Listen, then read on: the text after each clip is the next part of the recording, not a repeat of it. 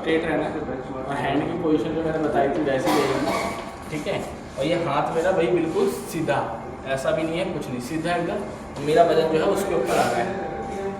और फिर गिनती स्टार्ट होगी 1 2 3 4 5 6 7 8 9 10 1 2 3 4 6 7 8 9 10 1 2 3 4 6 7। तो ये पोजीशन चलती रहेगी। और जब इस दौरान जब हम कर रहे होंगे तो हाथ जो है वो टेढ़ा मेढ़ा नहीं होगा, जैसे हम कह रहे हैं ना झुका हुआ ऐसे नहीं, सीधा ही रहना चाहिए वो, क्योंकि जो वजन हम डाल रहे हैं तो उसके दिल तक पहुँच सके। एक आध कोई भी आप लोग आके ट्राई कीजिएगा सर, एक जना करेंगे। लेकिन सर जो सांस देते हैं वो क्या होता है? सर सांस देने वाला जो है आप जो बता रहे थे कि अभी क्या था, कोविड से पहले हम उस चीज़ को फॉलो कर रहे थे, लेकिन आज हम जो CPR की बात कर रहे हैं सर वो हैंड्स ऑनली। सर हाथ उठाया बार बार आपका पीछे से 1 2 3 4 5 6 7 8 9 10 1 2 3 4 5 6 7 8 9 10 1 2 3 4 5 6 7 8 9 10।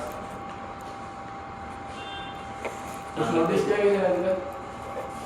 अभी सर ने CPR दिया, हाथ लूज था और क्या नोटिस किया था? स्टेट है अपनी जगह, स्टेट है, बस क्या था जो वजन हमें उस पर्सन के ऊपर डालना है वो वजन कहीं ना कहीं नहीं था उसके ऊपर, क्योंकि हमें पूरा समझिए कि अपना वजन उस पर डाल दो आप पूरा, क्योंकि तभी तो जान आएगी उसके।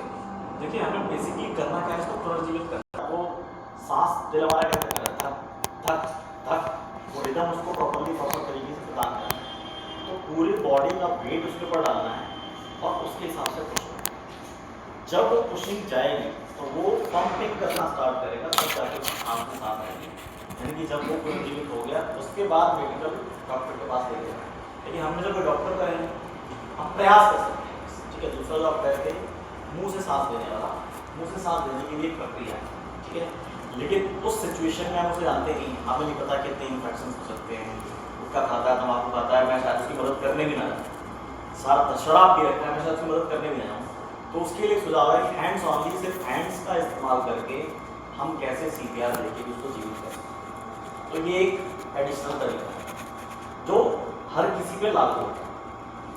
अगर इन्फेक्शन है, TB है, क्योंकि दूसरा टाइम कोविड के समय ये सिचुएशन थी कि हम किसी के संपर्क में नहीं आना चाहते, आप दूरी से कैसे बना के कर सकते हैं। तो ये वो तरीका है जिसके जरिए आप उसको दे सकते हैं।